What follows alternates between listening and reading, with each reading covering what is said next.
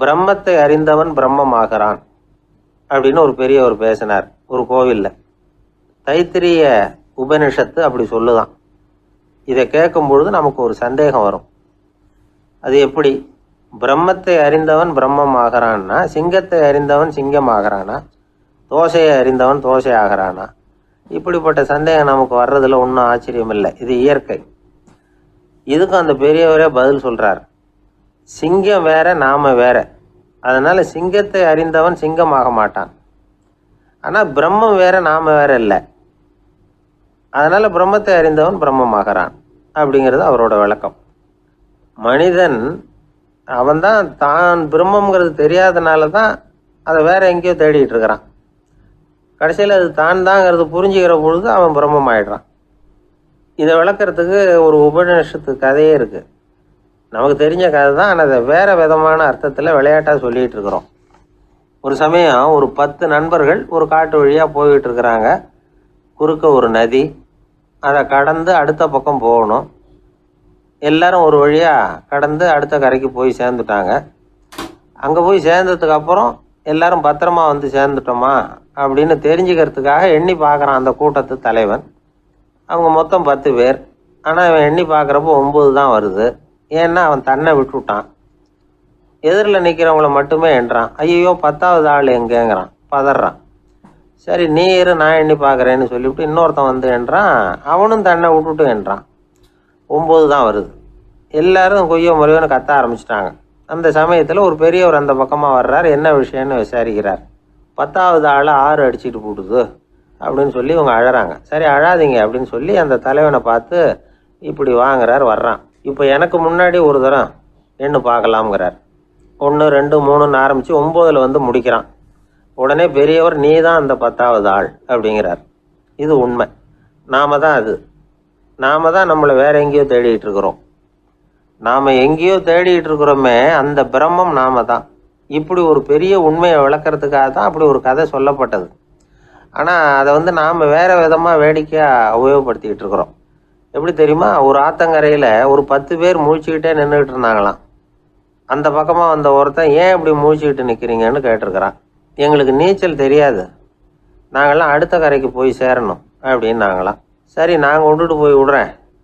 எல்லாரும் அக்கறைக்கு போய் சேர்ந்த உடனே ஆளுக்கு ₹1 வீதமாக மொத்தம் ₹10 எனக்கு கொடுக்கணும் அப்படின்ட்டுருக்கான் இவன். சரின்னு ஒத்துக்கிட்டாங்க. இவன் ஒவ்வொருத்தராக கையை பிடிச்சி மெதுவாக ஆற்றுல இறக்கி அழைச்சிட்டு போயிட்டான். 9 பேரை கரை சேர்த்துட்டான். 10வது ஆள் பாதி ஆற்றுல போயிட்டு இருக்கிறப்போ திடீர்னு வெள்ளம் வந்துட்டுது. புடி நழுவி போச்சு. கையை விட்டுட்டான். வெள்ளம் அடிச்சுட்டு போட்டுது. அழைச்சிட்டு வந்தவன் நீச்சல் அடித்து தடுமாறி கரைக்கு வந்து சேர்ந்துட்டான். கரையில் இருந்தவங்களுக்கு இந்த விஷயம் தெரியாது. இருந்தாலும் இவன் உடம்பு பூரா நனைஞ்சி கொஞ்சம் அதிகமாக மூச்சு வாங்க நின்றுக்கிட்டு இருந்தானா, ஏங்க ஏன் இப்படி மூச்சு வாங்குது, என்ன விஷயம் அப்படின்னு கேட்டாங்களாம். அதுக்கு இவன் கொஞ்சமாக அலட்டிக்காமல் சொன்னானா, வேற ஒன்றும் இல்லை, நீங்கள் கொடுக்க வேண்டிய ₹10ல் ₹1 குறைஞ்சி போச்சு அவ்வளவுதான் அப்படின்னானா. ஏங்க எங்கே போயிட்டு வரீங்க அப்படின்னு கேட்டேன். எனக்கு வேண்டப்பட்ட ஒருத்தரை பார்த்து. ஆஸ்பத்திரிக்குன்னார். எந்த ஆஸ்பத்திரிக்குன்னே? மாட்டு ஆஸ்பத்திரிக்குன்னார். என்ன விஷயம்னே? மாமனாருக்கு உடம்பு சரியில்லை, அதுதான் மாட்டு ஆஸ்பத்திரிக்கு போயிட்டு வரேன்னார். அட பாவி, அதுக்கு அந்த ஆஸ்பத்திரிக்கா போவாங்க அப்படின்னு ஆச்சரியமா. அட அது இல்லைப்பா, முதல்ல எங்கள் குடும்ப டாக்டர் தான் தேடிக்கிட்டு போனேன். அவர் அந்த நேரத்தில் அவர் வளர்க்குற நாய்க்குட்டிக்கு உடம்பு சரியில்லைன்னு சொல்லி அதை தூக்கிக்கிட்டு மாட்டு ஆஸ்பத்திரிக்கு போயிட்டாராம் சொன்னாங்க. அதனால் அங்கே போய் அவரை சந்தித்து விஷயத்தை சொல்லிவிட்டு வர்றேன்னார். அப்புறம் தான் எனக்கு கொஞ்சம் நிம்மதியாக இருந்தது. பொதுவாக நமக்கு தெரிஞ்ச வரையில் டாக்டர்கள் 2 வகை. நமக்கு வைத்தியம் பண்ணுற டாக்டர்கள் ஒரு வகை, நம்மக்கிட்ட இருக்கிற ஆடு மாடு கோழிக்கு வைத்தியம் பண்ணுற டாக்டர்கள் ஒரு வகை. இப்போ தான் எனக்கு தெரியும் இன்னொரு வகையான டாக்டர்களும் உண்டுங்கிறது. அது யாருன்னா பூச்சிகளுக்கு வைத்தியம் பண்ணுற டாக்டர்கள், அதாவது பூச்சி டாக்டர்கள். வெளிநாடுகளில் அப்படிலாம் கூட சில பேர் இருக்கிறாங்க. பிரிட்டனில் யார்க்ஷயர் வட்டாரத்தில் ராதர்ஹாம் அப்படின்னு ஒரு ஊர். அங்கே ஒரு விலங்கியல் மருத்துவர் பேர் டாக்டர் லான்ஸ் ஜெப்சன். அவர் ஆஸ்பத்திரி வாசலில் பார்த்தீங்கன்னா தினமும் நிறைய பேர் நின்றுக்கிட்டு இருப்பாங்க. கையில் கண்ணாடி குடுவை, தகர டப்பா இப்படி ஏதாவது இருக்கும். அதுக்குள்ளே ஏதாவது பூச்சிகள் இருக்கும். அதுக்கு வைத்தியம் பண்ணுறதுக்காக வந்தவங்க தான் அவங்க எல்லாம். சிலந்தி பூச்சி, பல்லி, தேளு, பாம்பு இப்படி ஏதாவது இருக்கும். பொழுதுபோக்காக சில பேர் நாய், பூனை, கிளி, மைனா, புறா இப்படி ஏதாவது வளர்க்குறாங்கல்ல, அது மாதிரி இப்போல்லாம் தேளு, பல்லி, பாம்பு, பூச்சி இதையெல்லாம் வளர்க்க ஆரம்பிச்சிட்டாங்களாம். இது ஒரு புது ஃபேஷன். இப்போ கூண்டுக்குள்ளே டப்பாக்குள்ளே போட்டு வளர்க்குறது, அதுக்கு ஏதாவது நோய் வந்துட்டுதுன்னா வைத்தியம் பண்ணுறதுக்கு டாக்டர்கிட்ட வந்துட வேண்டியது, இப்படி இந்த பழக்கம்லாம் நிறையா வந்துட்டுது. ரத்தம் உறிஞ்சிற அட்டைகள் கூட இவங்ககிட்ட வைத்தியத்துக்கு வருதான். சிலந்திகளில் செங்கால் சிலந்தின்னு ஒரு வகை. மத்திய அமெரிக்க காடுகளில் இது அதிகம். சிலந்திகள்லேயே ரொம்ப விலை உசந்தது இந்த ரகம்தான். கால்களில் சிவப்பு கோடுகள் இருக்கும். இந்த இனம் இப்போ குறைஞ்சிக்கிட்டே வர்றதுனால சர்வதேச விதிகளின்படி இவற்றின் ஏற்றுமதி இறக்குமதிக்கு தடை விதிக்கப்பட்டிருக்குது. அதனால் இதை வளர்க்குறவங்க வீட்டுக்குள்ளேயே இனவிருத்தி மூலமாக பெருக்கி விற்பனை பண்ணிட்டு வராங்களாம். அந்த வகை சிலந்திகள் தான் இப்போ வைத்தியத்துக்கு அதிகமாக வருதான். சரி, இதுக்கெல்லாம் எப்படி வைத்தியம் பண்ணுறாங்க? முதல்ல அதை குளிர்பதன பெட்டியின் வழுவழுப்பான சுவரில் விட்ட உடனே அதெல்லாம் மெதுவாக இறங்கி வரும். அப்போ அதன் நோயை கண்டுபிடிக்கிறது சுலபம். அப்புறம் அதுக்கு கிருமிகளை கொல்லக்கூடிய மருந்துகளையோ வலி நிவாரண மருந்துகளையோ கொடுப்பாங்க. கால் உடைஞ்ச சிலந்திகளுக்கு பசையை கொண்டு ஆப்ரேஷன் பண்ணுவாங்க. சில சிலந்திகளுக்கு உடைஞ்ச காலை எடுத்துட்டா புதிய கால் வளர்ந்துடும். சிலந்திகளை மனிதர்கள் கையில் எடுக்கிறப்போ அது பயந்து போய் கீழே குதிக்குது. அதனால் கால் உடஞ்சி விடுது, இல்லைன்னா வயிறு சேதமடையுது. அந்த நிலைமையில் வர்ற சிலந்திகளுக்கு மயக்க மருந்து கொடுத்து ஆப்ரேஷன்லாம் கூட பண்ணுறாங்களாம். பார்த்தீங்களா பூச்சிகளுக்கு வந்த வாழ்வை? நம்ம ஊர்லேயும் வீடுகளில் பூச்சிகள் வளர்க்குறது உண்டு. ஒருத்தர் வந்தார், எனக்கு 3000 கரப்பாம்பூச்சி அவசரமாக தேவைப்படுது, எங்கே கிடைக்கும்னு கேட்டார். கரப்பாம்பூச்சியா? அது என்னத்துக்குன்னு கேட்டோம். அது வேறு ஒன்றும் இல்லை, நான் குடியிருக்கிற வாடகை வீட்டை காலி பண்ண போகிறேன். வீட்டு சொந்தக்காரர் என்ன சொல்கிறாருன்னா, இந்த வீட்டுக்கு நான் குடி வந்தப்போ எப்படி இருந்ததோ அதே நிலைமையில் விட்டுட்டு போகணும்னு வீட்டுக்காரர் சொல்லியிருக்கிறார், அதனால தான் கேட்டேன் அப்படின்னார். உலகத்தில் எது எதுக்கும் ஆராய்ச்சி கூடங்கள் இருக்குதுல்ல, அது மாதிரி தூக்கத்தை பற்றி ஆராய்ச்சி பண்ணுறதுக்கு ஒரு ஆராய்ச்சி கூடம் இருக்குது. அப்படி ஆராய்ச்சி பண்ணணும்னா அதுக்கு மூழ்கிக்கிட்டு இருக்கணும்ல. அதனால தான் அந்த ஆராய்ச்சி கூடம் இங்கே இல்லை. அமெரிக்காவில் பாஸ்டன் பல்கலைக்கழக மருத்துவமனையில் அது இருக்குது. அங்கே தூக்கத்தை பற்றி பலவிதமான ஆராய்ச்சிகள் பண்ணிகிட்டு இருக்கிறாங்க. அந்த ஆராய்ச்சி கூடத்தில் இயக்குனராக இருக்கிற ஒரு நிபுணர், அவர் என்ன சொல்கிறாரு தெரியுமா? உங்களுக்கு தூக்கம் வரலையா, நீங்கள் நல்லா தூங்குறதுக்கு தாராளமாக சில யோசனைகளை என்னால் சொல்ல முடியும் அப்படிங்கிறார். யோசனை தானே, காசா பணமாக கேட்டு வச்சுக்கலாமே. உணவு, மனநிலை, தூங்கும் இடத்தோட சூழ்நிலை, படுக்கைக்கு செல்றப்போ உள்ள பழக்க வழக்கங்கள், இது காரணமாக ஒருத்தருக்கு தூக்கம் வராமல் போகலாம். தூக்கம் வராததுக்கு இதுதான் காரணம்னா அதையெல்லாம் சுலபமாக கட்டுப்படுத்தலாங்கிறார் அவர். தூக்கத்தை வரவழைக்கக்கூடிய ஒரு நல்ல மருந்து உடற்பயிற்சி. ஆனால் ஒன்று, படுக்க போகிற நேரத்தில் இது மாதிரி உடற்பயிற்சிகள் எல்லாம் செய்யக்கூடாது. கொஞ்சம் முன்னாடி பகல்லையே இந்த பயிற்சிகளை செய்கிறது நல்லது. தூக்கம் வராமல் அவதிப்படுறவங்க பிற்பகல் நேரங்களில் காஃபி, டீ இது மாதிரி பானங்களை சாப்பிடக்கூடாது. மது அருந்துறது கூட தூக்கத்தை பாதிக்கும். வெது வெதுப்பான நீரில் குளிக்கிறது, தியானத்தில் ஈடுபடுறது, ஓய்வாக இருக்கிறது, படுக்கிறது, அதாவது படுக்கிறதுக்கு முன்னாடி ஒரு குவளை பால் சாப்பிட்றது, இதெல்லாம் தூக்கத்தை வரவழைக்கிறது ரொம்ப உதவியாக இருக்கும். இன்னொரு விஷயம் என்னென்னா, தூங்கி ஆகணுமேங்கிற கவலை வேண்டியதில்லை. அப்படி நினச்சி கவலைப்படுறதை விட்டுடணும். தூக்கம் வரலையா, உடனே படுக்கையை விட்டு எழுந்திரிக்க வேண்டியது. வெளியில் வாங்க, வேறு ஏதாவது வேலையில் ஈடுபடுங்க, கொஞ்சம் நேரம் உலாவுங்க, அல்லது ஏதாவது ஒரு புஸ்தகத்தை எடுத்து படிங்க. களைப்பு ஏற்பட்டால் மறுபடியும் படுக்கைக்கு போங்க, தூக்கம் தானே வந்துடும். ஒரு விஷயத்தை மட்டும் நல்லா ஞாபகத்தில் வச்சுக்கணும். படுக்கைக்கு போகிறப்போ உங்கள் மற்ற எல்லா பிரச்சனைகளையும் மறந்துடணும். அது எப்படி சார் முடியும், அந்த நேரம் தானே எல்லா பிரச்சனையும் வரிசையாக ஞாபகத்துக்கு வருது அப்படின்னு நாம் நினைக்கலாம். ஆனால் பழக்கத்தில் அதை நாம் மாற்றிக்க முடியும். கொஞ்சம் முயற்சி பண்ணணும், அவ்வளோதான். இது எல்லாமே ஆராய்ச்சி பண்ணி பார்த்துட்டு அந்த நிபுணர் சொல்கிற கருத்து தான். இன்னொரு விஷயமும் அவர் சொல்கிறார். அது என்னென்னா, உடல் கோளாறு காரணமாக தூக்கம் வராமல் அவதிப்படுறவங்களுக்கெல்லாம் இந்த யோசனைகள் சரியாக வராது அப்படிங்கிறார். அதுக்கெல்லாம் மருத்துவ சிகிச்சை கொடுத்து தான் சரி பண்ணணும். சில பேருக்கு நடு ராத்திரியில் மூச்சு திணறல் ஏற்பட்டு தூக்கம் வராமல் போயிடும். ஊரெல்லாம் தூங்குறப்ப தான் மட்டும் தூங்காமல் மூழ்கிட்டு இருக்கிறது, ஊரெல்லாம் மூழ்கிட்டு இருக்கிறப்போ தான் மட்டும் தூங்குறது, இது மாதிரி கோளாறுகளால் சில பேர் பாதிக்கப்படலாம். காலு தசை முறுக்கிக்கிறதுனால சில பேருக்கு அடிக்கடி விழிப்பு வரலாம். மன அழற்சி காரணமாக சில பேருக்கு தூக்கம் வராது.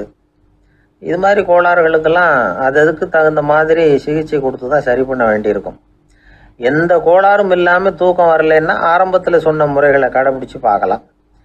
தூக்கம் வந்ததுன்னா யோசனை சொன்ன அந்த நிபுணருக்கு நன்றி சொல்லலாம். ஒருத்தர், ஏன் சார் பஸ்ஸில் தூங்குறது கெட்ட பழக்கமானு கேட்டார். இல்லையே, நான் கூட பஸ்ஸில் போகிறப்ப தூங்கிட்டு தானே போவேன் அப்படின்னார் இன்னொருத்தர். அப்புறம் ஏன் என்ன டிரைவர் வேலை வேணாம்னு வீட்டுக்கு அனுப்பி வச்சுட்டாங்க அப்படின்னாராம் அவர். 1816 வருஷம் செப்டம்பர் மாதம் 11ஆம் தேதி பிரான்ஸ் தேசத்தில் உள்ள ஒரு மருத்துவமனை. அங்கே ஒரு இளம் டாக்டர் கொஞ்ச நாளைக்கு முன்னாடி தான் அந்த ஆஸ்பத்திரியில் புதுசாக வேலைக்கு சேர்ந்துருக்கிறார். அவர் பேர் ரெனே லெனக். அவர் அன்னைக்கு காலையில் அந்த மருத்துவமனையில் அப்படியே ரவுண்ட்ஸ் வந்துக்கிட்டு இருக்கிறார். வார்டில் ஒரு படுக்கையில் ஒரு இளம் பெண் படுத்திருக்கிறா. அந்த பொண்ணுக்கு இருதய நோயாக இருக்கலாம்ங்கிறது மற்ற டாக்டர்கள் சந்தேகம். அந்த காலத்துல எல்லாம் ஒருத்தருடைய இருதய துடிப்பை தெரிஞ்சுக்கணும்னா நோயாளியின் மார்பில் டாக்டர் காதை வச்சு பார்த்து தான் தெரிஞ்சுக்கிறது வழக்கம். ஆனால் இந்த பெண்ணும் இளம் பெண், அந்த டாக்டரும் புதுசாக சேர்ந்துருக்கிறவர். அதனால் பரிசோதனை பண்ண தயங்கினார். கொஞ்ச நேரம் யோசனை பண்ணார். திடீர்னு ஒரு ஞாபகம் வந்தது அவருக்கு. அதாவது அன்னைக்கு விடியற் காலையில் தோட்டத்தில் அப்படியே வாக்கிங் போயிட்டு இருந்தப்போ சின்ன பசங்கள்லாம் ஒரு மரக்கட்டையை வச்சு விளையாடிக்கிட்டு இருந்தாங்களாம். அதை இவர் பார்த்துருக்கிறார். அது என்ன விளையாட்டுனா, ஒரு நீளமான மரப்பலகை, அதில் ஒரு முனையில் ஒரு பையன் தன்னுடைய காதை வச்சுக்கிட்டு இருக்கிறான், மறுமுனையில் இன்னொரு பையன் அந்த மரப்பலகையை ஒரு ஆணியால் கீறிக்கிட்டு இருக்கிறான். ஒரு முனையில் ஆணியால் கீறும் பொழுது மறுமுனையில் காதை வச்சிருக்கிற பையனுக்கு அந்த சத்தம் துல்லியமாக கேட்குது. அந்த டாக்டருக்கு காலையில் பார்த்த இந்த விளையாட்டு ஞாபகத்துக்கு வந்துட்டுது. உடனே என்ன பண்ணார் தெரியுமா? ஒரு நீளமான காகிதத்தை எடுத்தார். அதை அப்படியே உருளை மாதிரி உருட்டினார். ஒரு முனையை அந்த நோயாளியின் மார்பில் இடது பக்கம் வச்சார், இன்னொரு முனையில் தன்னுடைய காதை வச்சார். என்ன ஆச்சரியம்! நோயாளியின் மார்பில் நேரடியாக காதை வச்சு கேட்குறத விட துல்லியமாக கேட்டது இதய துடிப்பு. இதய துடிப்பு மட்டும் இல்லை, மூச்சு இழுத்து விடுறது, திரவ பொருள்களின் அசைவு, எல்லா சத்தமும் தெளிவாக கேட்குது. கிரேக்க மொழியில் ஸ்டெத்தாஸ் அப்படின்னா மார்பு, ஸ்கோப்பின் அப்படின்னா பார்ப்பதுன்னு அர்த்தம். அதனால் டாக்டர் ரெனே லெனக் தான் கண்டுபிடிச்ச கருவிக்கு ஸ்டெத்தஸ்கோப் அப்படின்னு பேர் வச்சார். அவரே முதல் மாடலையும் செஞ்சார். அளவு ரொம்ப பெருசாக இருந்தது, சுலபமாக எடுத்துகிட்டு போகிறது கஷ்டம், அது அவ்வளோ கஷ்டமாக இருந்தது அது. அதனால் அவரே அதை அப்புறம் 2 பிரிவாக தயார் பண்ணார். இது 2 துண்டையும் டாக்டர் தன்னோட கோட்டு பாக்கெட்டில் வச்சுக்கலாம், தேவைப்படுறப்ப எடுத்து ஒன்றா சேர்த்துக்கலாம். இப்படி தான் அவர் ஆரம்பத்தில் பண்ணார். தன்னுடைய இந்த கண்டுபிடிப்பை பற்றி அவர் ஒரு புத்தகம் எழுதினார். நிறைய விற்றுது, புகழும் பணமும் சேர்ந்தது. பணமும் புகழும் சேர்ந்தது மாதிரியே அவருக்கு ஒரு நோயும் சேர்ந்தது. அது என்ன நோயின்னு கண்டுபிடிக்கிறதுக்கும் அவர் கண்டுபிடிச்ச கருவி தான் உபயோகப்பட்டு தான். அவரே அதை கண்டுபிடிச்சார். அவருக்கு வந்திருந்தது காச நோய். 1826 வருஷம் ஆகஸ்ட் மாதம் 13ஆம் தேதி உலகத்தின் முதல் ஸ்டெதஸ்கோப்பை கண்டுபிடிச்ச டாக்டர் ரெனே லெனக் காலமானார். அவர் சாகிறதுக்கு முன்னாடி மரத்தால் செஞ்சு வச்சுருந்த ஸ்டெதஸ்கோப்பை தனக்கு வேண்டியப்பட்ட ஒரு டாக்டர்கிட்ட கொடுத்து, என்னுடைய சொத்துக்கள்லேயே ரொம்ப வசந்தது அப்படின்னு சொன்னாராம். அதுக்கப்புறம் 3 வெள்ளைக்காரங்க சேர்ந்து இந்த கருவியில் சில மாற்றங்களை பண்ணாங்க. ஆனால் 1829 லண்டனில் டாக்டர் நிக்கோலஸுங்கிறவர் ஒரு காதால் இதய துடிப்பை கேட்குறத விட டாக்டர் 2 காதாலையும் கேட்கறது தான் சரியாக இருக்கும் அப்படின்னு ஒரு கருத்தை வெளியிட்டார். அதுக்கப்புறம் ரொம்ப காலம் கழித்து 1852 ஜார்ஜ் காமான் அப்படிங்கிறவர் ரப்பர் டியூப்களை உபயோகப்படுத்தி 2 காதாலையும் கேட்குற மாதிரி ஒரு புதிய வடிவத்தை அதுக்கு கொடுத்தார்.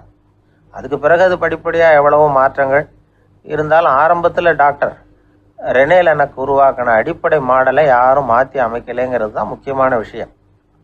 நமக்கு தெரிஞ்ச ஒரு ஆஸ்பத்திரி, அதில் ஒரு நோயாளி, காலை நேரத்தில் நர்ஸு அந்த பக்கமாக போயிட்டு இருந்தாங்க. அதை பார்த்துட்டு ஒரு நர்ஸுன்னு கத்துறார். நர்ஸு அவசரமாக ஓடி என்ன விஷயம்னு கேட்டாங்க. சிஸ்டர், இங்கே பாருங்கள், உங்கள் டாக்டரை என் நெஞ்சில் ஒரு காதை வச்சு கேட்டுக்கிட்டு இருக்கிறார் அப்படின்னார் நோயாளி. சிஸ்டர் பதட்டப்படாமல், அதனால் என்ன, இந்த டாக்டர் பழமையான விஷயங்களில் ரொம்ப நம்பிக்கை உள்ளவர், அதனால் ஸ்டெதாஸ்கோப்பை உபயோகப்படுத்தாமல் காதை வச்சு கேட்குறார், அது ஒன்றும் தப்பு இல்லை அப்படின்னாங்களாம். ஐயோ, அதுக்காக இல்லை சிஸ்டர், இவர் என் நெஞ்சு மேலே தலையை வச்சது நேற்று ராத்திரி 9 மணி, இப்போ விடிஞ்சு போச்சு, இன்னமும் தலையை எடுக்கவே இல்லை, அதுக்காக தான் சந்தேகப்பட்டு உங்களை கூப்பிடுறேன் அப்படின்னாராம். எதிர்காலத்தை நினச்சா எனக்கு ரொம்ப பயமாக இருக்குது சார் அப்படின்னு சொல்கிறவங்க நிறைய பேர் இருக்கிறாங்க. அதாவது பயப்படாத மனிதர்கள்னு யாருமே கிடையாது.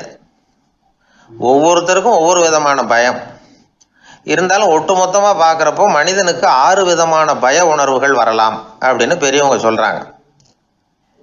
எல்லா விதமான பயமும் இந்த 6 வகைக்குள்ள அடக்கம். அந்த 6 வகை பயமும் 6 எதிரிகள் மாதிரியாம். 6 எதிரிகளையும் புரிஞ்சுக்கிட்டோம்னா போதும், வாழ்க்கையில் சுலபமாக வெற்றி அடைய முடியும். சரி, அந்த 6 வகை பயம் என்னென்ன அப்படின்னு பார்ப்போம். முதல்ல வறுமை பற்றிய பயம், 2வது பழிச்சொல் பற்றிய பயம், 3வது உடல் நலம் பாதிப்பு பற்றிய பயம், 4வது என்னன்னா காதல் தோல்வி, 5வது முதுமை, 6வது மரணம். அதாவது பயப்படுறதுங்கிறது ஒரு மனநிலை தான். இந்த மனநிலையை கட்டுப்படுத்த முடியும், திசை திருப்ப முடியும். சரி, இந்த பயங்களின் அறிகுறிகள் எப்படி இருக்கும்? வறுமை பற்றிய பயம் அப்படின்னு முதல்ல சொன்னோம் இல்லையா, அந்த பயத்தின் அறிகுறிகளை தெரிஞ்சுக்குவோம். எதுலேயும் அக்கறை இல்லாமல் இருக்கிறது, ஒரு குறிக்கோள் இல்லாமல் இருக்கிறது, வறுமையை சகிச்சுக்கிறது, வாழ்க்கையில் கிடைக்கிறது எதுவாக இருந்தாலும் ஆட்சேபனை இல்லாமல் ஏற்றுக்கிறது, மனசாலும் உடம்பாலும் சோர்ந்து போயிருக்கிறது, ஆர்வம், முனைப்பு, கற்பனை திறன் எதுவுமே இல்லாமல் இருக்கிறது. இதெல்லாம் தான் அந்த வறுமை பற்றிய பயத்தின் அறிகுறிகள். அந்த அடுத்தது ஒன்று பார்த்தோமே, பழிச்சொல் பற்றிய பயம்.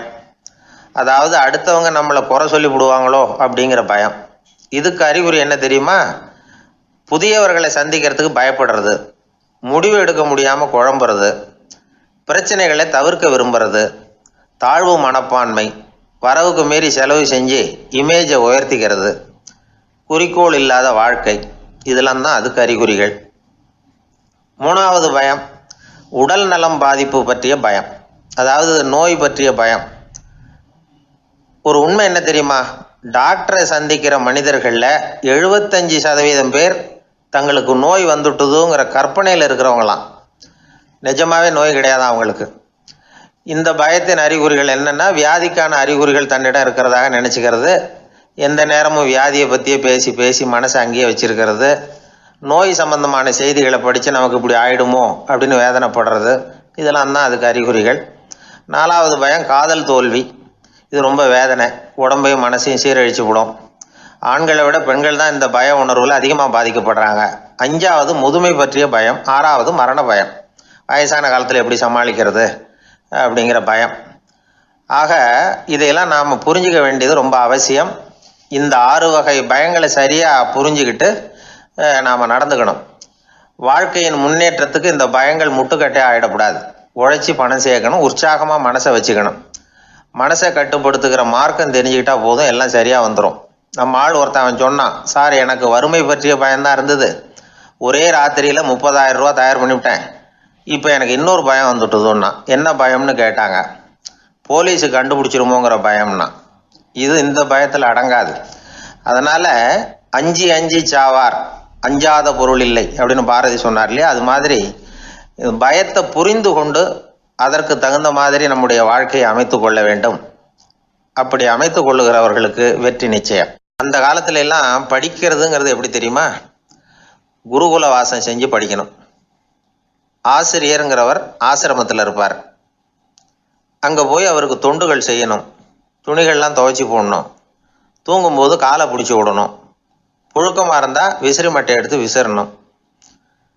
அப்படியே அப்பப்போ அவர் சொல்லிக் கொடுக்குற பாடத்தையும் கற்றுக்கணும். அவர் சொல்லிக் கொடுக்குற பாடங்களை ஓலைச்சுவடிகளில் எழுதிக்கணும். இதுதான் குருகுல வாசம்ங்கிறது. இப்போ மாதிரிலாம் கிடையாது.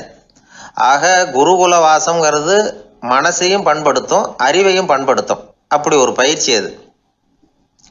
அந்த காலத்தில் பஞ்சபாண்டவர்கள் ஒரு குருகுலத்தில் படிக்க போனாங்களாம். ஏற்கனவே அங்கே ஒரு 15 பேர் இருந்திருக்கிறாங்க. இவங்களையும் சேர்த்து மொத்தம் 20 பேர். எல்லாரும் ரொம்ப ஆர்வத்தோடு அங்கே தங்கி படிச்சுக்கிட்டு இருக்கிறாங்க. 2 வருஷம் ஓடி போச்சு. எல்லாரும் ஊருக்கு திரும்ப வேண்டிய நேரம். ஆசிரியர் ஒவ்வொருத்தராக கூப்பிட்டார். இது வரைக்கும் என்ன கற்றுக்கிட்ட அப்படின்னு கேட்டார். அவங்க தாங்கள் எழுதி வச்சுருந்ததை சொன்னாங்க, கற்றுக்கிட்டதை சொன்னாங்க. அங்கே படிக்க வந்தவங்க எல்லாருமே புத்திசாலிகள். அது மட்டும் இல்லை, பல பேர் அரச குடும்பத்தை சேர்ந்தவங்க, இளவரசர்களாக வேற இருக்கிறவங்க. அதனால் அவங்கக்கிட்ட அபாரமான கல்வி அறிவை எதிர்பார்த்தார். ஒருத்தன் வந்தான், தான் எழுதி வச்சிருந்த சரித்திர பாடம் பூராவையும் படித்து காட்டினான். இன்னொருத்தன் வந்தான், தான் எழுதி வச்சிருந்த பூகோள பாடம் பூராவையும் படித்து காட்டினான். இப்படி ஒவ்வொருத்தராக அவங்க படித்தது என்னங்கிறத படித்து காட்டிவிட்டு போனாங்க. கடைசியாக தர்மர் வந்தார், பேசாமல் நிற்கிறார். தன் கையில் இருந்த ஓலைச்சுவடி கேட்டால் அவர் பிரிக்கவே இல்லை. ஆசிரியர் இவர்கிட்ட தான் அதிகமாக எதிர்பார்த்தார். ஆனால் இவரும் பேசாமல் நின்றுட்டு இருக்கிறார். நீ என்ன கற்றுக்கிட்ட சொல்லு, ஓலைச்சுவடியை பிரித்து படினார் அந்த முனிவர். தருமர் அசையவே இல்லை.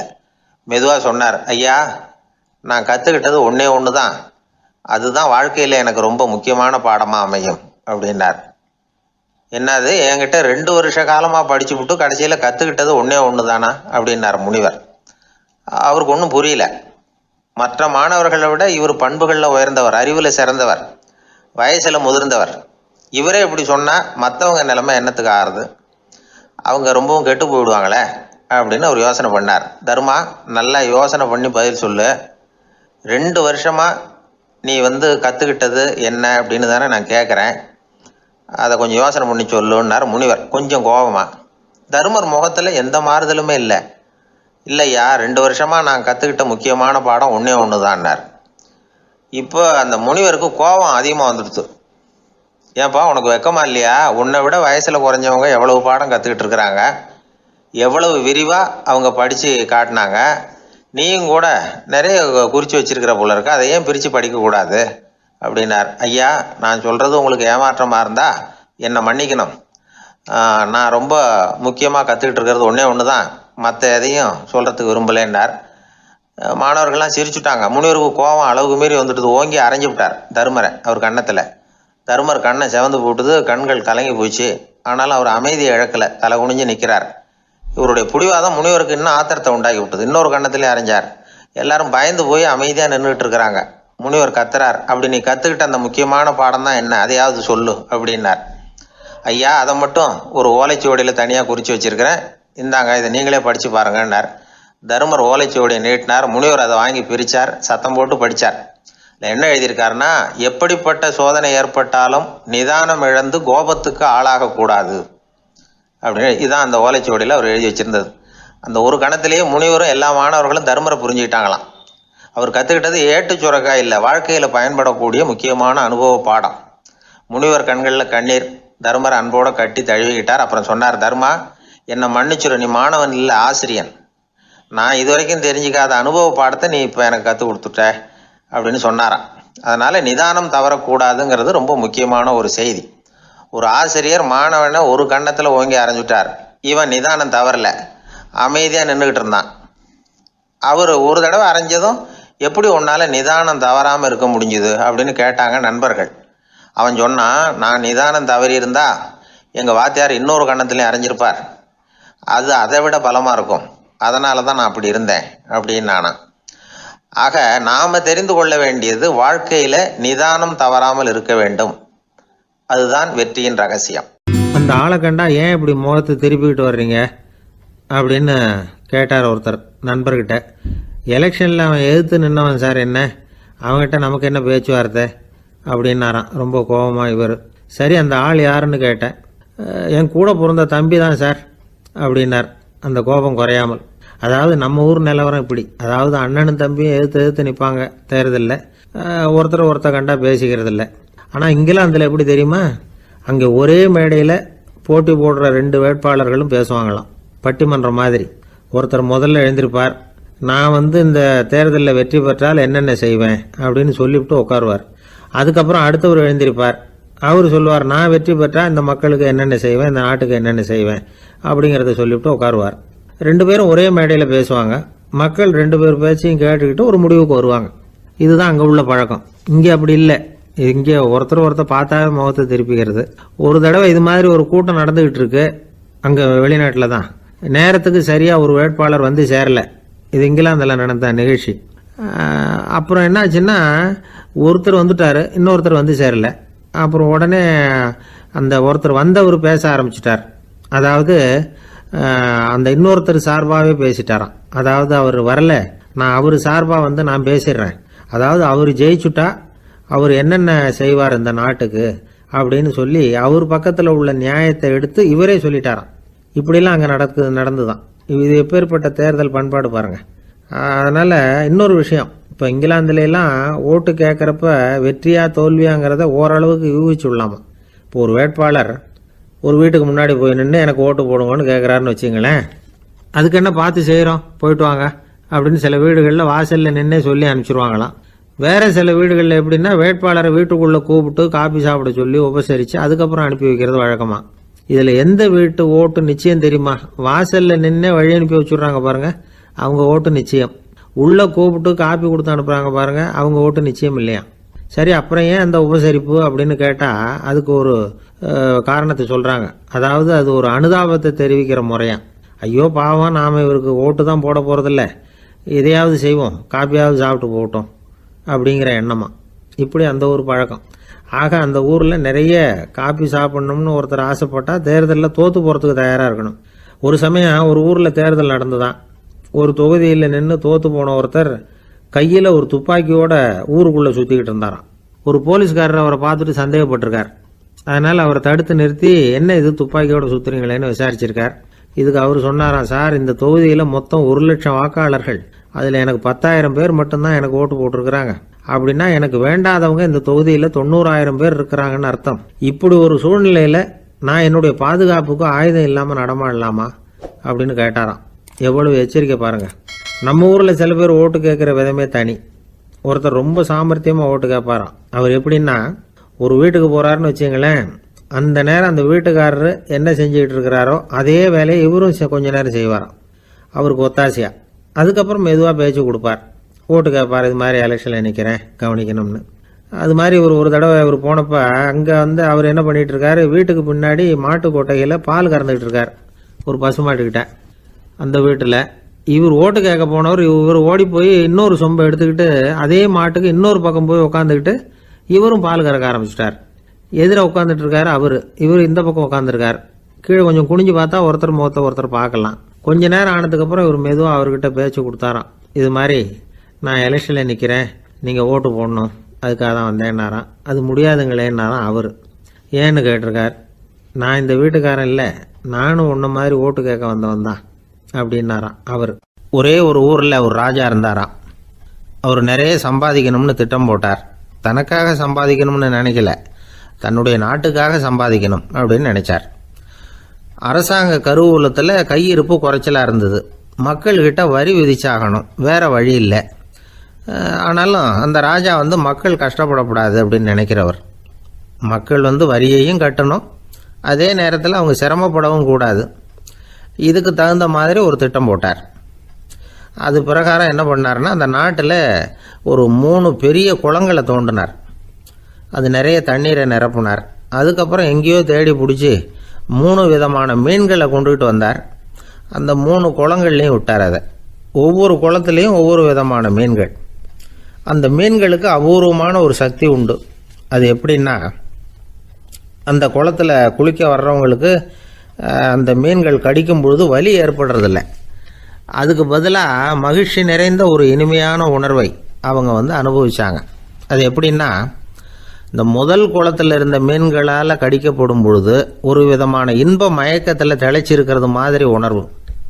இந்த 2வது குளம் இருக்க, அதில் இருக்கிற மீன் கடிச்சதுன்னு வைங்க, மக்களுக்கு எப்படி இருக்கும்னா, கால்களே தரையில் படாமல் அப்படியே ஆகாயத்தில் மிதக்கிறது மாதிரி ஒரு உணர்வு, அதை அனுபவிக்கிறாங்க. 3வது குளத்தில் இருக்கிற மீன் கடிச்சதுன்னா அவங்கெல்லாம் அப்படியே கோடீஸ்வரராக மாறிட்டதாக ஒரு உணர்வு, அதை அவங்களால அனுபவிக்க முடியுது. இப்படி ஒரு அபூர்வமான மீன் அது, அந்த 3 வகை.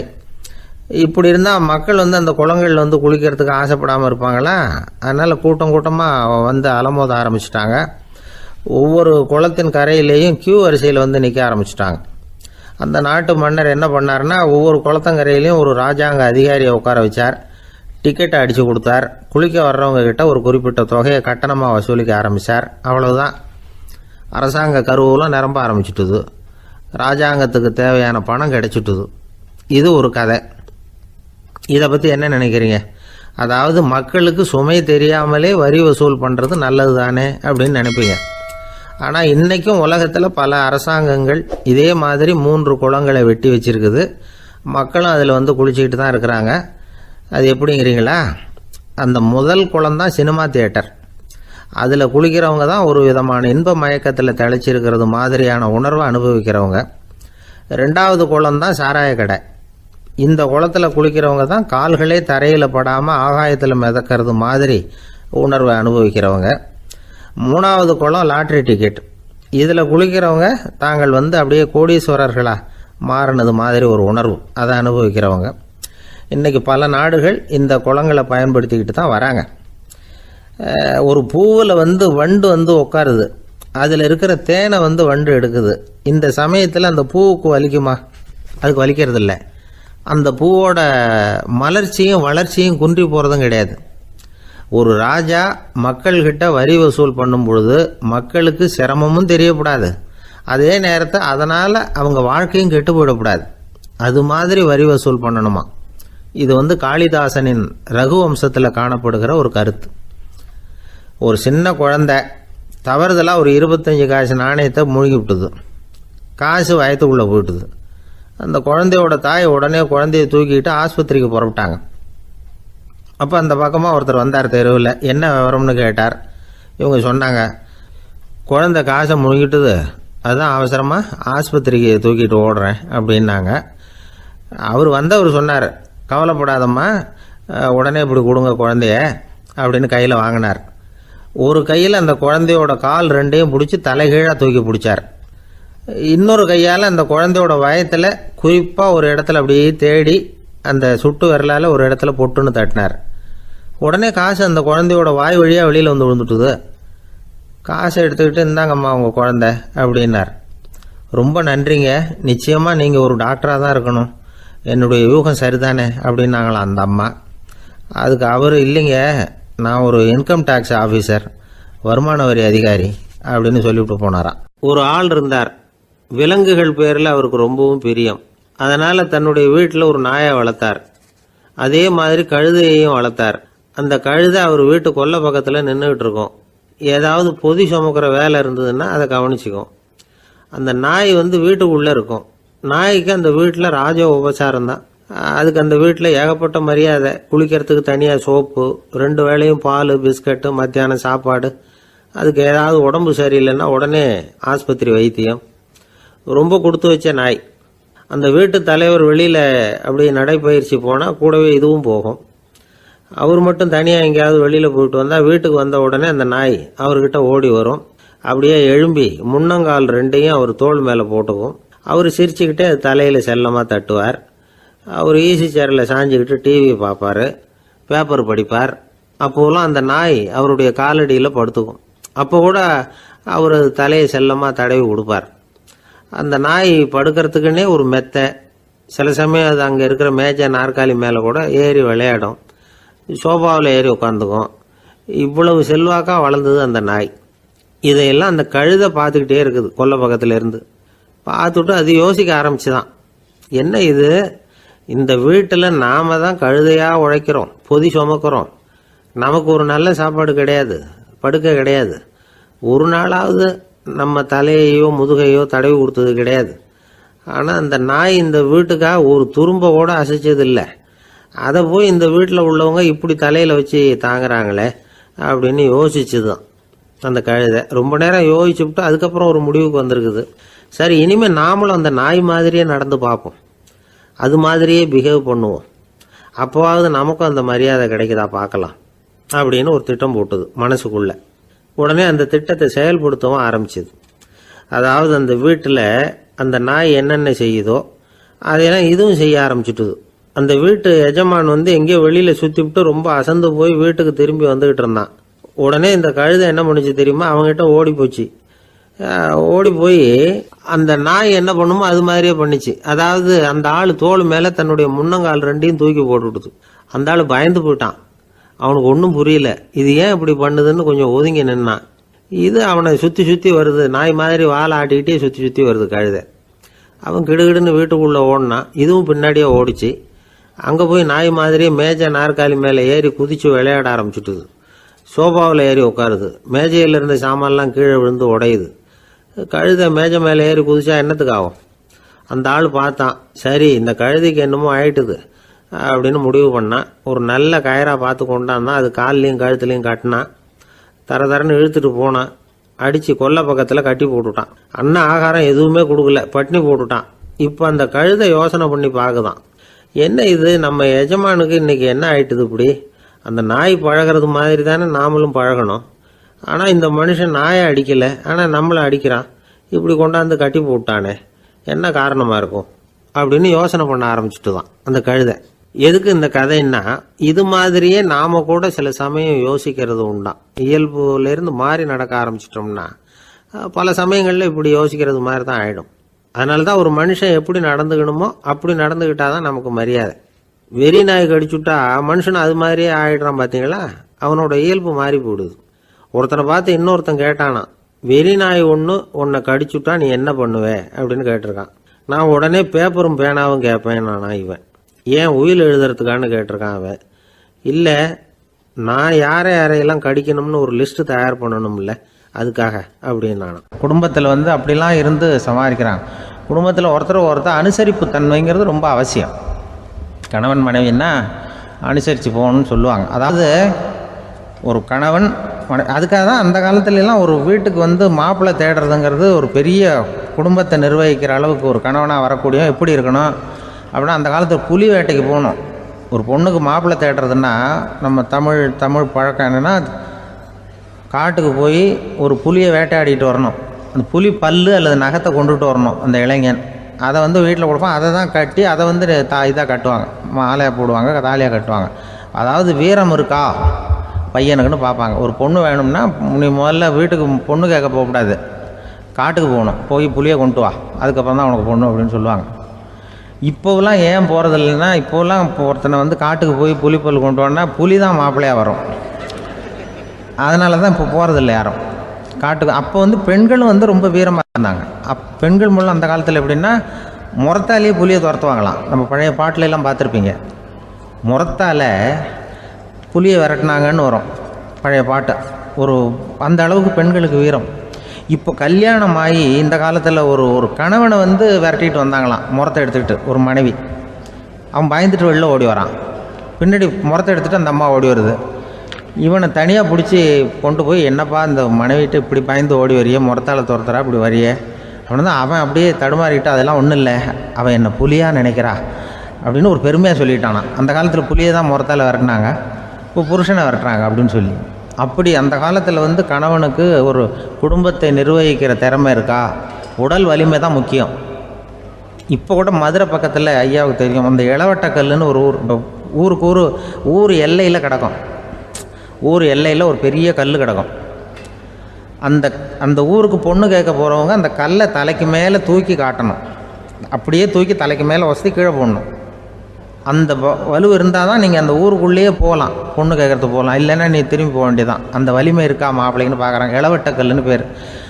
அப்போ என்ன பண்ணாங்கன்னா, ஒரு 1000 வருஷத்துக்கு முன்னாடி அந்த கல்லை தலைக்கு மேலே தூக்கி கீழே போடுவாங்களாம்.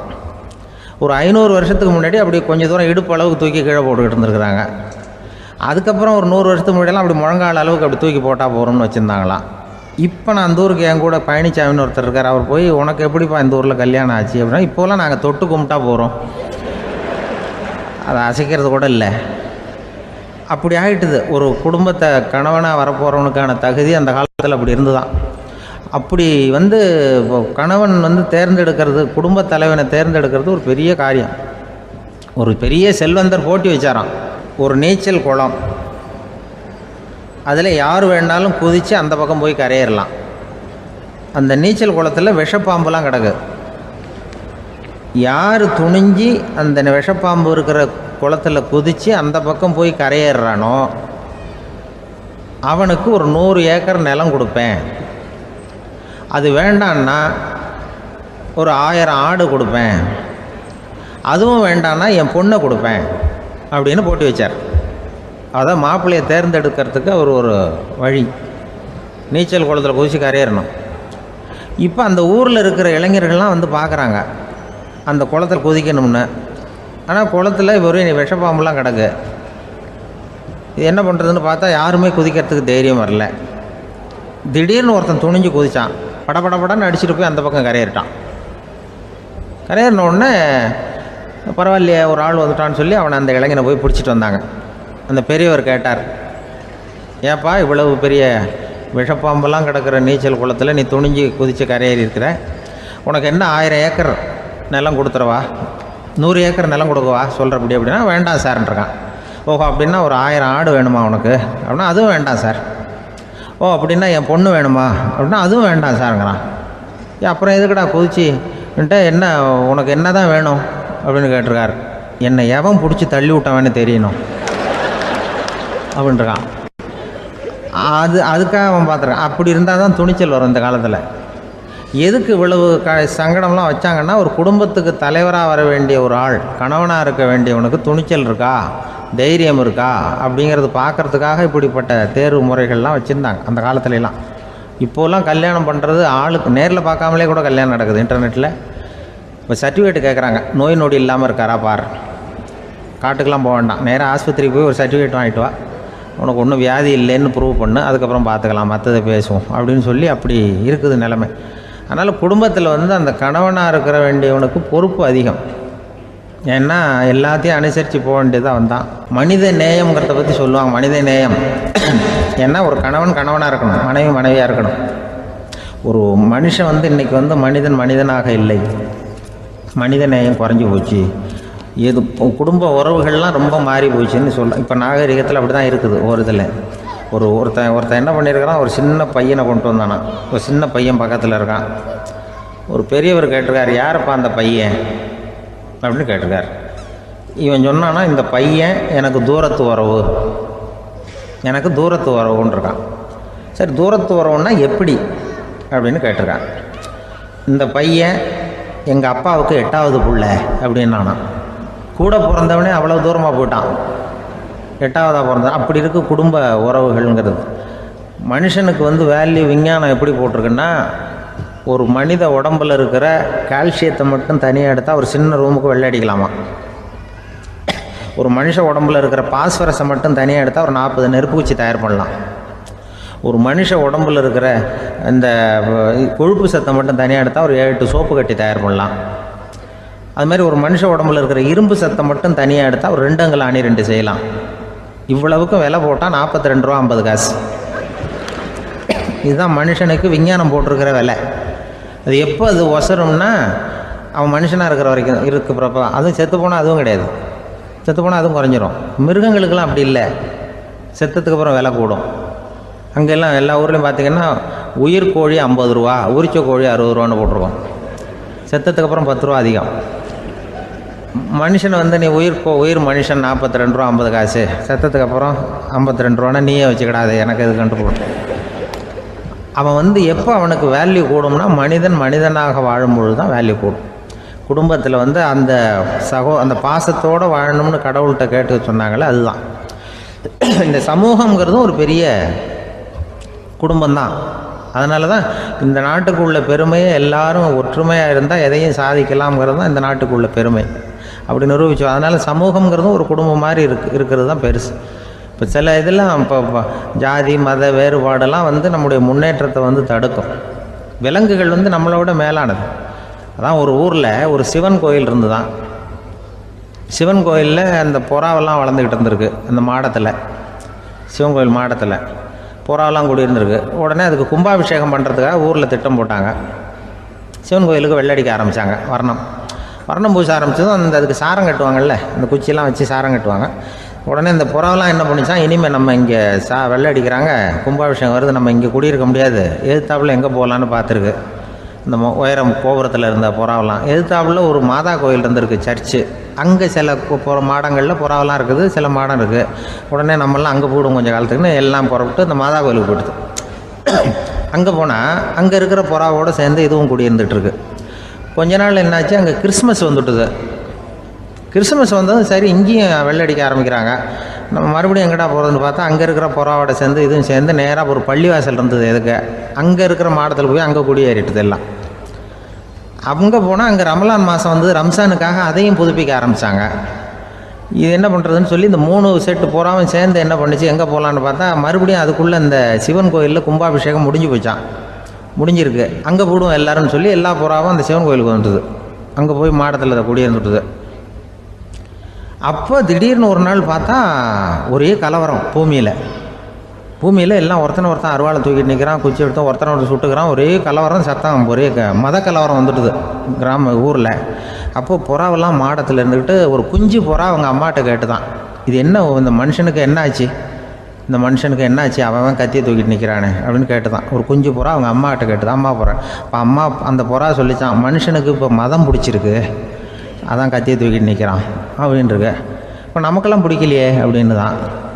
அப்போ அந்த புறா சொல்லிச்சான், அந்த பாருமா, நாம் வந்து இந்த சிவன் கோயிலில் இருந்தாலும் நமக்கு புறான்னு தான் பேர், இந்த மாதா கோயிலுக்கு போனாலும் நமக்கு புறான்னு தான் பேர், பள்ளிவாசலுக்கு போனாலும் நமக்கு புறான்னு தான் பேர். அந்த மனுஷன் அப்படி இல்லை. அவன் இங்கே இருக்கிற வரைக்கும் இந்துன்னு சொல்லுவான், அங்கே மாதா கோயில் இருந்தான்னா கிறிஸ்தவன்னு சொல்லுவான், பள்ளிவாசலில் இருந்தான்னா முஸ்லீம்னு சொல்லுவான். அப்போ இப்போ குஞ்சு புறா அது என்ன இப்படி பண்ணுறாங்க மனுஷங்க, இப்போ அவங்கள விட நம்ம வசதி போல் இருக்க, நம்ம தேவலாம் போல் இருக்க அப்படின்னு தான் அந்த குஞ்சு புறா. அப்போ அந்த தாய் புறா சொல்லித்தான், உண்மை தான், அதனால தான் நம்ம மேலான இடத்துல இருக்கிறோம், அவன் கீழே நிற்கிறான் இன்னமும் அப்படின்னு சொல்லித்தான்.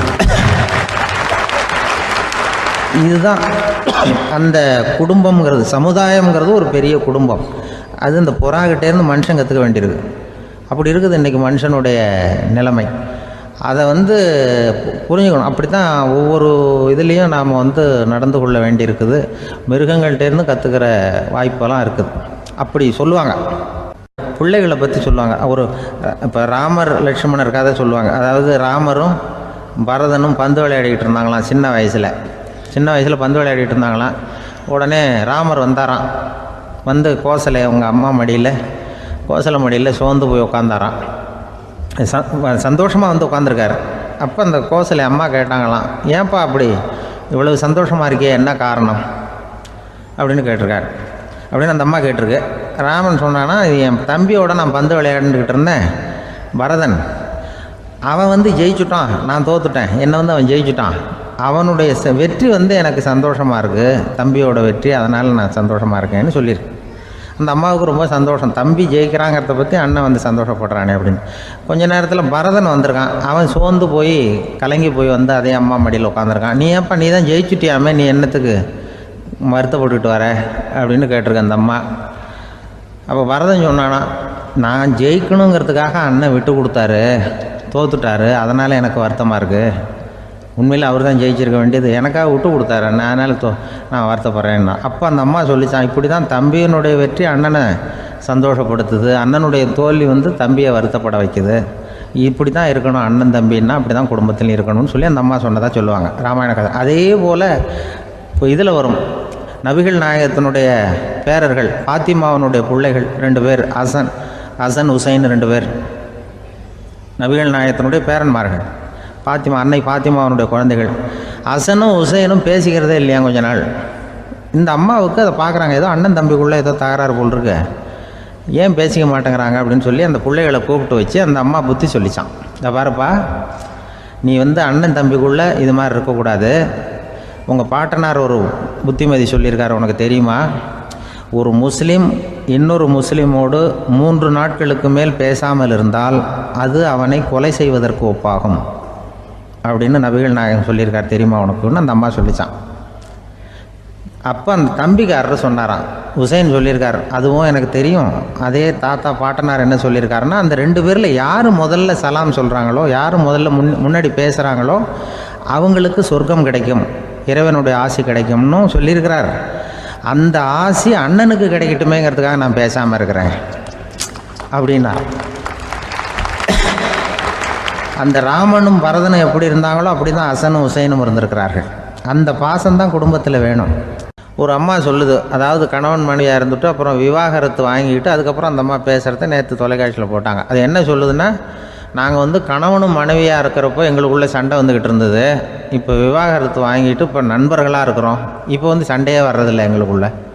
அப்படி பாருங்கள், கணவன் மனைவியாக இருந்தப்போ சண்டை வந்து தான், விவாகரத்து வாங்கினது மறுபடியும் நாங்கள் நல்லபடியாக தான் இருக்கிறோம், ஒன்றும் எங்களுக்கு சண்டை வரல. அப்படி இருக்குது இப்போ காலம் போய்கிட்டு இருக்கு. நேற்று அப்படி ஒரு இது என் கூட வேலை பார்க்குறப்போ ஒரு அம்மா இருந்தாங்க. அவங்க எப்போதும் அவங்க வீட்டுக்காரர் படத்தையே வச்சுருப்பாங்க, கையில் பத்திரமா வச்சுருப்பாங்க. அவ்வளவு மரியாதை மதிப்புன்னு சொல்லி நாங்கள்லாம் அவங்கள பெருசாக நினைப்போம். இது எதுக்குமா அவங்க வீட்டுக்காரர் படத்தை பத்திரமா இல்லை கையிலே வச்சுருக்கீங்களே, ஆஃபீஸுக்கெல்லாம் எடுத்துகிட்டு வந்து வச்சு அடிக்கடி எடுத்து பார்த்துக்குவாங்க. அவ்வளவு பிரியமாக அவங்க வீட்டுக்காரர் இல்லை. ஆமாம், எனக்கு வந்து ஏதாவது பிரச்சனை வந்துட்டுதுன்னா உடனே எங்கள் வீட்டுக்காரர் படத்தை எடுத்து பார்ப்பேன். பரவாயில்லையே இப்படி ஒரு இதாக, ஆமாம் இதை பார்த்துட்டு நினச்சிக்குவேன், இதை விட பிரச்சனை வேறு என்ன இருந்துட போகுது உலகத்தில் அப்படின்னு நினச்சிக்குவேன். உடனே எனக்கு எல்லாம் போயிடும் அப்படின்ட்டு தான். அப்படி ஒரு அம்மா இருந்தாங்க, இப்போவும் இருக்காங்க, வேலை பார்த்துக்கிட்டு இருக்காங்க. அப்படிலாம் இங்கே இருக்கிற தாய்மார்கள் பெண்கள் யாராவது அப்படி கூட பண்ணலாம்.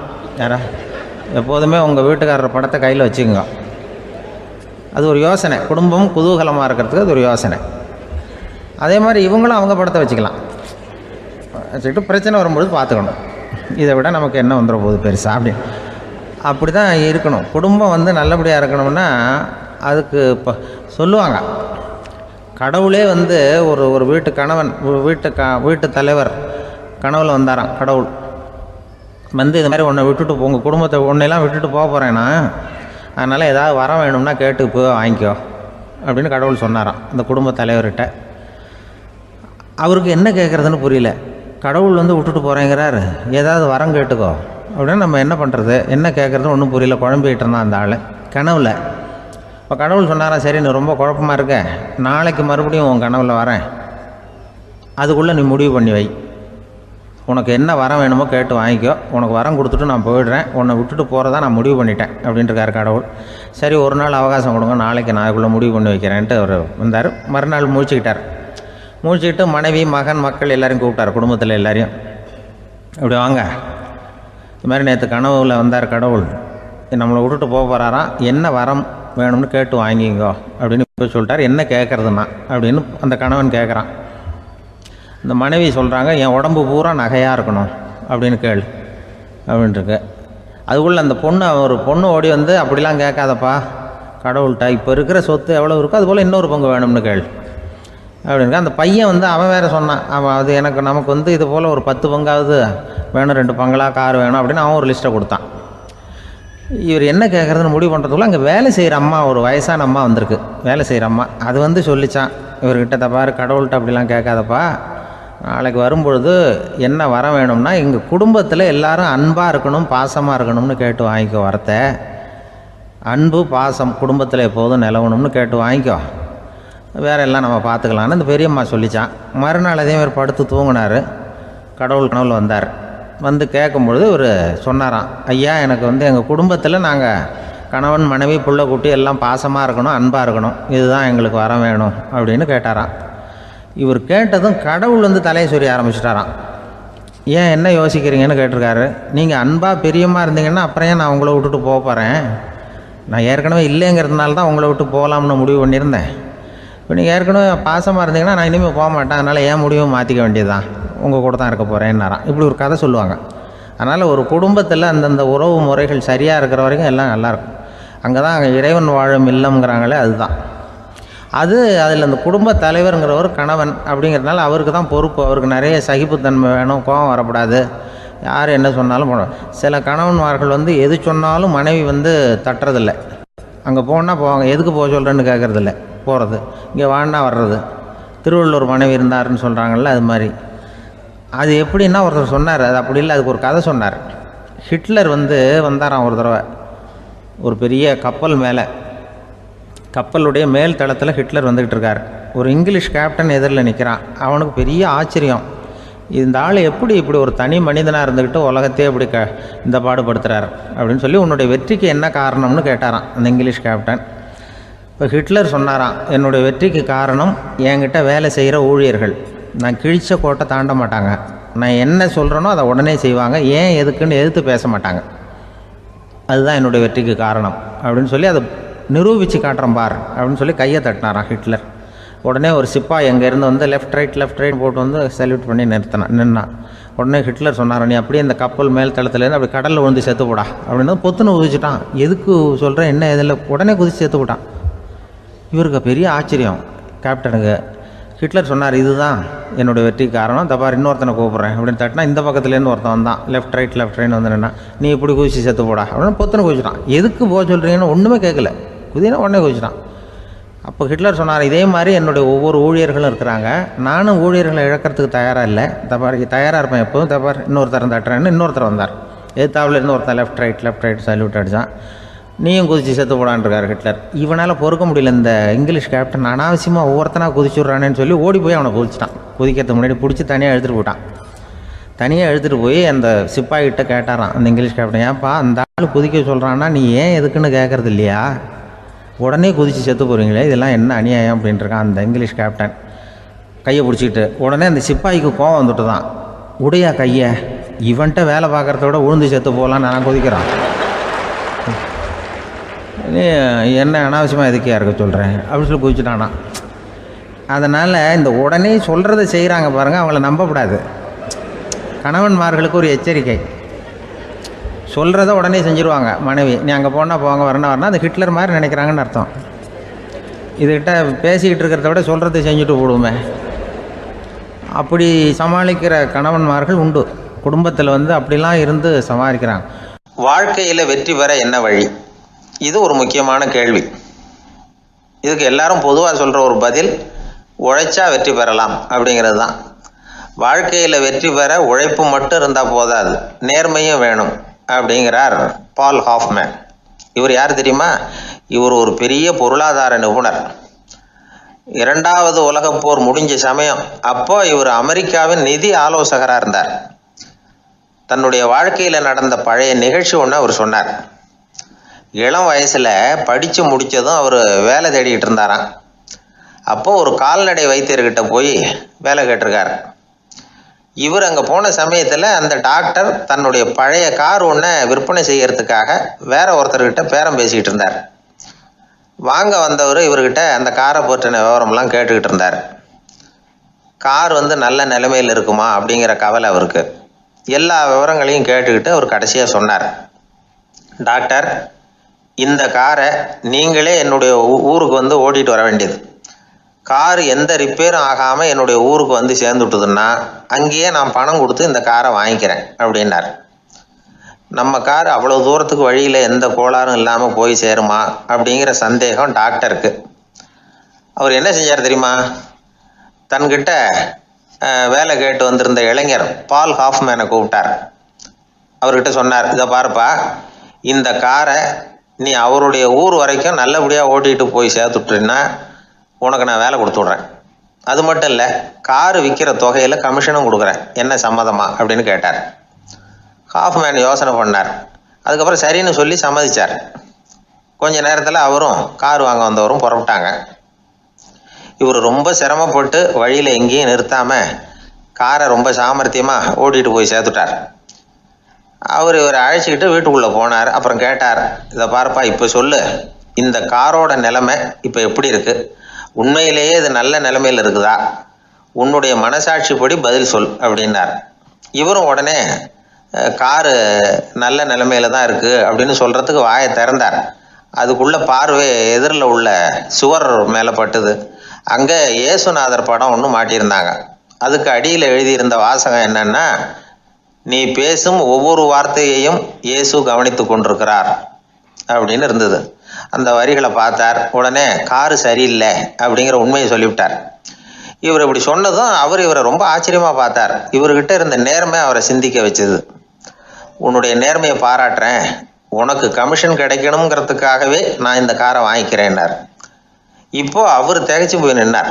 மறுபடியும் அவர் சொன்னார், நீ காரை ஓட்டிகிட்டு வரும்பொழுதே உன்னுடைய திறமையை பார்த்தேன், உனக்கு விருப்பம் இருந்தால் நீ என்கிட்டயே வேலைக்கு சேர்ந்துடலாம் அப்படின்னார். பால் ஹாஃப்மேன் அவர்கிட்ட வேலைக்கு சேர்ந்தார். படிப்படியாக முன்னேறினார். கடைசியில் பார்த்தீங்கன்னா அமெரிக்காவினுடைய நிதி ஆலோசகராக ஆனார். அதுக்கப்புறம் அவர் அந்த பழைய சம்பவத்தை எப்பவும் மறக்கிறதில்ல, அடிக்கடி சொல்கிறது உண்டு. அதனால் இதிலேருந்து நாம் தெரிஞ்சுக்க வேண்டியது என்னென்னா, வாழ்க்கையில் முன்னுக்கு வரணும்னா உழைப்பு மட்டும் போதாது, நேர்மையும் வேணும்.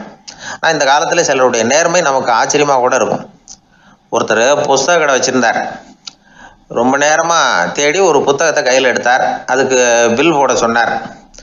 அந்த புத்தக கடைக்கு வந்த இன்னொருத்தர் பில் போடுறவர், சார், இந்த புத்தகம் மகா அறுவை, மகா மட்டம், இது வேணாம், உங்களுக்கு வேற ஏதாவது ஒன்று பாருங்கன்னார். புத்தக கடை வச்சிருக்கிறவரே இப்படி சொன்னார். வாங்க வந்தவர் இவர் ஆச்சரியமாக பார்த்தார். உங்கள் நேர்மையை பாராட்டுறேன், அது சரி, இந்த புத்தகத்தை ஏற்கனவே நீங்கள் படித்து பார்த்துட்டீங்களான்னு கேட்டார். அதை படித்து வேற பார்க்கணுமான்னார். அப்புறம் எப்படி இது மகாமட்டம்னு சொல்கிறீங்க அப்படின்னார். அதை எழுதினவனே நான் தான் சார் அப்படின்னார் அவர். இது ஒரு விதமான நேர்மையை ஒத்துக்கிறது. எப்படி இருந்தாலும் வாழ்க்கையில் உழைப்பும் நேர்மையும் உயர்வதற்கு வழிகள். உழைப்பை விட நேர்மை முக்கியம் அப்படிங்கிறத புரிந்து கொண்டால் வாழ்க்கையில் வெற்றி நிச்சயம். ஒரு பூங்கா, அங்கே ஒருத்தர் நின்றுட்டு இருக்கிறார். நின்றுக்கிட்டே ஏதோ ஆழ்ந்த யோசனையில் இருக்கிறார். அந்த பக்கமாக இன்னொருத்தர் வந்தார். இவரை கவனித்தார். என்ன யோசனைன்னு கேட்டார். எப்படி எழுந்திருக்கிறதுன்னு யோசனை பண்ணிகிட்டு இருக்கிறேன்னார் அவர். கேட்டவருக்கு ஒரு மாதிரி ஆகிட்டுது. ஏற்கனவே நின்றுக்கிட்டு இருக்கிற ஒருத்தர் எப்படி எழுந்திரிச்சு நிற்கிறதுன்னு யோசிக்கிறாருன்னா அது ஆச்சரியம் தானே. அதுக்கப்புறம் இவர் யோசிக்க ஆரம்பித்தார், என்ன இவர் இப்படி பேசுகிறாரு அப்படின்னு. கீழே விழுந்தால் தானே எழுந்திரிச்சு நிற்க முடியும். அதனால் எழுந்திரிக்கணும்னு நினைக்கிறவங்க முதல்ல கீழே விழணும். இவர் முதல்ல கீழே விழணும், அதுக்கப்புறம் தான் எழுந்திருக்கிறது எப்படின்னு சிந்திக்க முடியும். இந்த உலகத்தில் எல்லாருமே கீழே விழுந்து எழுந்தவர்கள் தான். இப்போ இந்த குழந்தை பருவத்தில் கீழே விழாமல் நடைபயில கற்றுக்கிட்டவங்க யாராவது உண்டா? சின்ன வயசில் ஒரு தடவை கூட கீழே விழலை சார், அப்படியே பிறந்தார் வளர்ந்தார் பெரியவர் ஆயிட்டார் அப்படின்னு யாரையும் சொல்ல முடியாது. அதனால் மனுஷங்கிறவன் விழுந்து புரண்டு எழுந்து தான் நடக்க கற்றுக்கிறான். ஒரு உண்மையை நாம் எல்லாரும் புரிஞ்சுக்கணும். இந்த உலகத்தில் தவறு செய்யாத மனிதர்களே யாரும் கிடையாது. அப்படி இருக்கிறப்போ எப்போதாவது நாம் தவறு பண்ணிவிட்டோம்னா அதுக்காக மனசு உடஞ்சி போயிடக்கூடாது, வாழ்க்கையில் வெறுப்பு வந்துடக்கூடாது. ஒரு தவறு நடந்துவிட்டுதா அதுக்காக மனசு உடஞ்சி போடாதீங்க, அதை ஒரு பாடமாக எடுத்துக்கங்க. அதே தவறு மறுபடியும் நடக்காமல் வேணும்னா பார்த்துக்கலாம், அது போதும். தடைக்கல்ல படிக்கல்லாம் மாற்றிக்கணும், இதுதான் இதில் முக்கியம். ஒரு அலுவலகம், அங்கே ஒரு அதிகாரி, அவர் உயர்ந்த பதவியில் இருந்தார், சிறந்த நிர்வாகின்னு பேர் வாங்கினவர். அவர் தனக்கு கீழே வேலை செய்கிறவங்க கிட்டெல்லாம் சொல்லுவாராம், இந்த நிறுவனத்தில் நீங்கள் எத்தனை தடவை வேணும்னாலும் தவறுகள் செய்யலாம், ஆனால் ஒரே விஷயம் என்னென்னா ஒரே தவறை மறுபடியும் செய்யக்கூடாது, அது முக்கியம் அப்படிம்பாராம். இதை மேம்போக்காக பார்த்தா அவர் ஏதோ தன்னுடைய ஊழியர்களை தவறு செய்ய தூண்டுறது மாதிரி தெரியும். ஆனால் உண்மை அப்படி இல்லை. இன்னைக்கு என்ன நடக்குது தெரியுமா? அநேகமாக எல்லா மனிதர்களுமே ஒரே தவறை தான் மறுபடியும் செய்கிறாங்க. விளையாட்டு வீரர்கள் ஒரே மாதிரியான தவறுகளை திரும்ப திரும்ப செய்கிறது உண்டு. கணக்கு எழுதுகிறவங்கள பாருங்கள், ஒரே தப்பை மறுபடியும் செய்வாங்க. அலுவலகம் வருகிறவர்களை கவனிங்க, ஒரு நாள் தாமதமாக வந்தால் பரவாயில்ல, தினமும் தாமதமாக வருவாங்க. இது மாதிரி செய்த தவறையே திரும்ப திரும்ப செய்கிறதுக்கு என்ன காரணம் அப்படின்னா சோம்பல், ஞாபக மறதி, கவனக்குறைவு, தன்னுடைய திறமை பேரில் அளவுக்கு மீறிய நம்பிக்கை, இப்படி இதில் ஏதாவது ஒரு காரணமாக இருக்கலாம் அப்படிங்கிறாங்க இது பற்றி ஆய்வு செய்கிற வல்லுநர்கள். ஒரு தடவை செஞ்ச தவிர மறுபடியும் செய்கிறது இல்லைன்னு முடிவு செஞ்சுக்கிட்டு அதை செயல்படுத்த கற்றுக்கணும், அது போதும், வாழ்க்கை வெற்றிகரமாக அமையும் அப்படிங்கிறாங்க அந்த அனுபவசாலிகள். அதனால் வெற்றிகரமாக வாழ்க்கையில் நடைபோட விரும்பும் இளைஞர்கள் தவிர்க்க வேண்டியது என்னென்னா, முதல்ல சோம்பலை தவிருங்கள், சுறுசுறுப்பாக இயங்குங்கள் அப்படிங்கிறது அவங்க அறிவுரை. ரெண்டாவது ஞாபக மறதி, எந்த செயல்லையும் ஈடுபாடு வேணும், அக்கறை வேணும். மூணாவது கவனக்குறைவு, எதையும் அலட்சியப்படுத்தக்கூடாது. நாலாவது என்னால் முடியாதது எதுவுமே கிடையாது அப்படிங்கிற அளவுக்கு மீறிய நம்பிக்கை, அது ஆபத்தில் கொண்டு போய் விட்டுரும். அதனால் முதல் தவறு உங்களுக்கு ஒரு பாடமாக அமையணும். ஒரு மனிதர் அவர் தன்னுடைய 2 காதுலையும் கட்டு போட்டுக்கிட்டு வந்தார். அவருடைய நண்பர் அதை கவனிச்சுட்டார். என்ன சார் ஆச்சு, 2 காதுலையும் கட்டு போட்டுருக்கீங்களே அப்படின்னு விசாரித்தார். ஒன்றுமில்லை சார், வீட்டில் ரொம்ப ஆர்வமாக டிவியில் கிரிக்கெட் மேட்ச் பார்த்துக்கிட்டு இருந்தேன். அப்போது என்னுடைய மனைவி துணிகளுக்கு அயர்ன் பண்ணிகிட்டு இருந்தாங்க. அயர்ன் பாக்ஸை அப்படியே வச்சுட்டு அடுப்பங்கரைக்கு போயிட்டாங்க. அந்த சமயம் பார்த்து டெலிஃபோன் பண்ணி அடிச்சுது. அவசரமாக ஓடி போய் அதை எடுத்து காதில் வச்சேன். அப்போ தான் தெரியும் அது அயர்ன்